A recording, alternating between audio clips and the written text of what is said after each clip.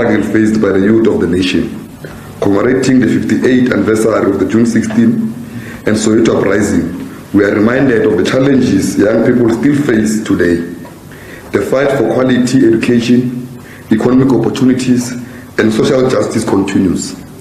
The ANC Youth League remains dedicated to advocating for the rights and the interests of the youth, drawing inspiration from the past, fueled by efforts of the present and the future. In the month, again, we celebrated International Pride Month. In this month, again, we celebrate the International Pride Month. We welcome the President Ramaphosa's commitment to make sure his inauguration of the Union Building goes ahead of the 7th administration. The President vows to address the inequalities and the hardship that continues to plague our nation and foster a non-racial, non-sexist society and build an inclusive economy that is deeply controlled by the youth. He promises to create jobs and provide quality education and tackle corruption and ensure safety for all in South Africa. The ANC stands ready to support this on this basis, working Africa into a land of opportunities, unity, prosperity for people. On the government of national unity, we applaud the ANC for its strategy on an inclusive approach in forming government of national unity. This decision reflects the ANC dedication to unite and stability and progress. The ANC clique will not compromise on policies that are critical in advancing the revolution. Policies that contradict the principles of the NTR, such as the proposed reform of NEFSAS into a tight bazar loan system. We will not support anything that threatens that. The fight for democracy in South Africa was a long and difficult marked by many challenges and sacrifices.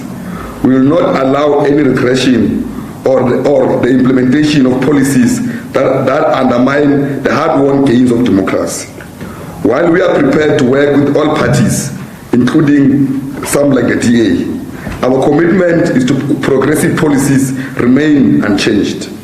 The GNU must focus on issues that are critical to the youth, such as youth unemployment, higher education, crime, and drug abuse, and ensure that in inclusive economic growth, effective service delivery, and prioritize all South Africans. In addition, the advancements of the industrialization of the economy, the investment on large-scale infrastructure projects, and support for small businesses and black industrialists is very important on our agenda. The ANC clique is committed to working with the GNU to ensure that the voice that is needed to prioritize the youth is addressed. We will firmly oppose any policy that undermines the NTR. On the outcomes of the 2024 national and provincial elections, the ANC clique commends the people of South Africa for their participation and support. The election outcomes, where the ANC received 12,698 million on the national and the regional bundles, reflects a mandate to continue leading our country in accordance with the democratic South African values. This election was a testament that the ANC undergoes a legacy and is trusted and is placed to address all national challenges that advance to share inspiration for better South Africa for all. The ANC League extends its heartfelt appreciation to the people of South Africa, especially the youth, for participating in the 2029 elections and supporting the African National Congress. We've seen an inclusive approximately 20 young people into parliament below the age of 35, along with a number of individuals who are between the ages of 40 to 50. This is a positive step towards ensuring that our leadership reflects the demographics of our society, where the youth from all forms of situations are given opportunity to play a policy role in their own country. The ANC proudly notes that out of the number I've mentioned, 14 of our national executive members are members of parliament now, with others serving in provincial legislatures, although we have not yet reached our target. These outcomes provide hope that our leadership will increasingly mirror the youth and the dynamic nature of our society. On the national government and provincial government executives, we are proud to announce that in the Eastern Cape, The provincial chairperson of the Youth League, Comrade Vuyo, has been appointed as Deputy Speaker of the Legislature. In Limpopo, the provincial chairperson of Limpopo, Comrade Tony, has been appointed as an MEC of Public Works, Roads and Infrastructure. We appreciate this vote of confidence from the Eastern Cape and Limpopo, but we are continuing to push other provinces to follow suit, to follow our resolutions that all our chairpersons must be given responsibilities in all corridors of power. The ANC clique also calls upon the President to appoint young people as ministers and deputy ministers in the cabinet. On youth unemployment, the youth unemployment remains a critical issue in our country. President Ramaphosa has acknowledged that the ANC clique call for job creation strategy, the management of raw materials. We firmly believe that by reducing the export of raw materials for less than 70%, will create more jobs within the processing sector, will provide meaningful employment and opportunities for the youth when we reindustrialize the economy utilizing raw materials. On drugs, abuse and crime, we remain vigilant in our fight against drug abuse and crime. Following our march in Soshanguve, we have received promises from the police commissioner and the minister to address the rising issue of crime in our societies. We await implementation of the promises and will continue to hold authorities accountable to ensure that safety and security happens in our communities. On access to higher education, while we appreciate the progress made in providing free education from primary to high school, there is still much to be done to improve access to higher education. The ANC clique advocates for the maintenance of the current NEFSAS and is opposing any move to convert it into a loan system. Instead, we call for an increase of financial support for students and improvement in the distribution and administration of NEFSAS. Our support for youth-owned small medium enterprises. The ANC clique recognizes the critical role that the small and medium enterprises play in job creation and economic growth. We call for more support and funding for youth-led SMEs, including access to finance, mentorship programs, business development services. By empowering young entrepreneurs, we call for fostering innovation and creation of sustainable economic opportunities. The ANC clique calls for an increase of budget of the NYDA. We further call for the support of all small-owned businesses. On mental health and well-being. The mental health and well-being of young people is paramount. The ANC clique highlights the need for access mental health services and support systems for the youth. We advocate for integration of mental health education in schools and universities, as well as establishment in community-based mental health institutions. As the ANC clique, we are calling upon the 7th administration to implement the following resolutions that are driven from the manifesto of the ANC and resolutions of the ANC clique. On the economy, advance industrialization for future industries while protecting existing ones. Invest in large-scale infrastructure, fix the energy and transport and logistics sector. Support small businesses and black industrialists. Accelerate land reform. On jobs, we urgently call for the creation of 2.5 million work opportunities through the Provincial Employment Stimulus Program to promote employment equity for black people, women, and persons with disabilities. On corruption, to strengthen law enforcement agencies and put up anti-corruption bodies, establish a permanent investigation directorate with an expanded power, enhance accountability through audit, vetting, and public awareness campaigns against corruption. On education, ensure universal access to quality early childhood development by 2030. Promote a culture of reading, numeracy, and technology skills. Expand skill development in emerging fields and improve post-education and vocational training and digital learning opportunities.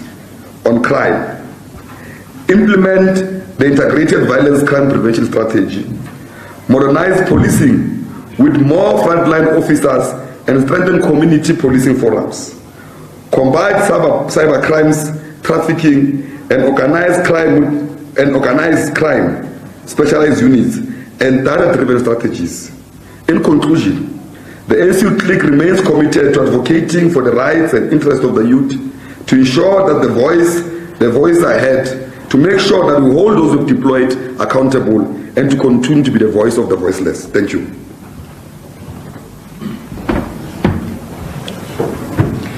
Thank you, President. Let me acknowledge the arrival of the SG, Comrade Mule. Thank you, SG. So we're going to take questions. I'm hoping that you are ready. Can I please see hands?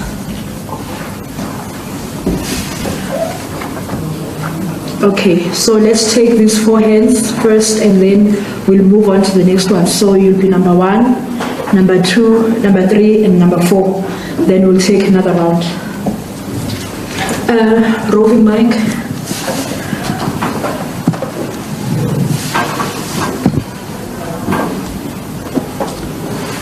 Good morning.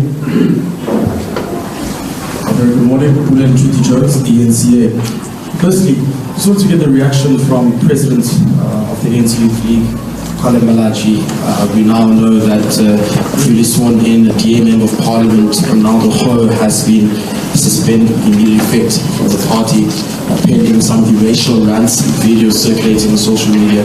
Just your view on that as the ANC Youth League. And then secondly, with the government of national unity being on the cards, which strategic portfolios would you want the governing party to keep to advance things like you've mentioned, which address youth unemployment, and of course the development of industries which will speak to job creation and skills advancement? Thank you.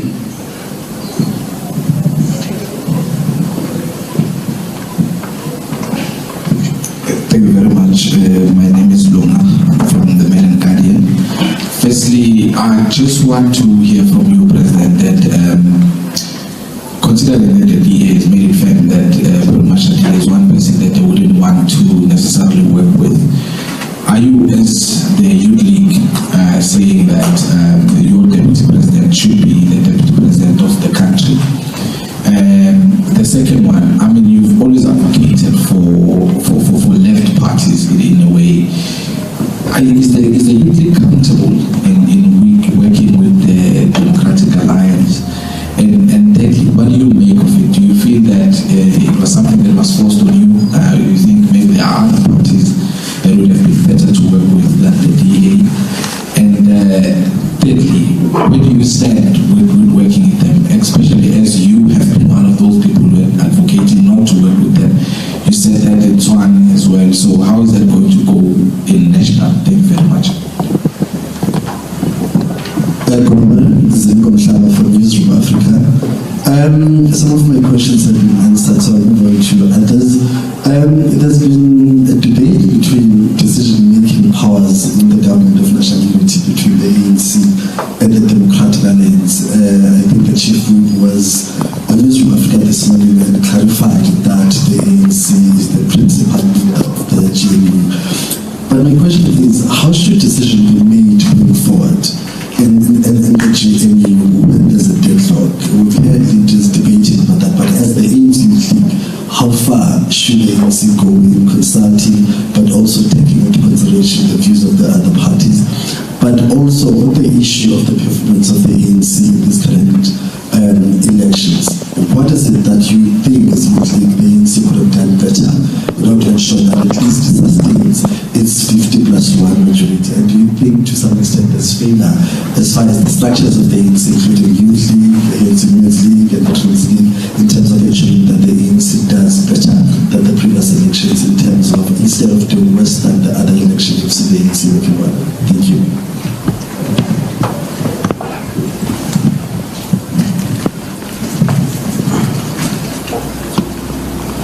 My greetings are in order. Since it's my name, where did I use? Leadership of the Youth League it's on record, the leader of DA, Stenisen, yesterday, he said they are not going to settle for minor position within the executive.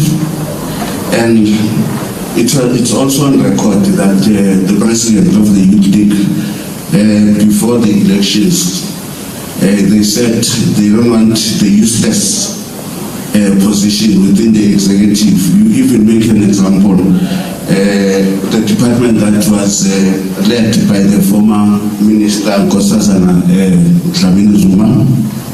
Second one, the deputy president of the Veterans League is on record saying that the agreement of the GNU need to be made public. So what will be the response of the Youth League? And the third one, what is your take on KZN executive as it was announced, but I never see the Youth League present on that MECs that was named. Thank you very much. Is it part of the questions you've asked? Because we can come back for another round. Is it a new question?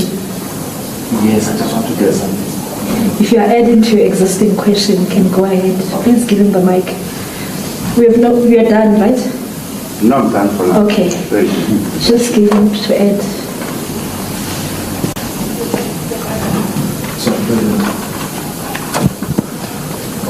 And the ongoing struggle faced by the youth of the nation, commemorating the 58th anniversary of the June 16 and Soweto uprising, we are reminded of the challenges young people still face today. The fight for quality education, economic opportunities, and social justice continues. The ANC Youth League remains dedicated to advocating for the rights and the interests of the youth, drawing inspiration from the past, fueled by efforts of the present and the future.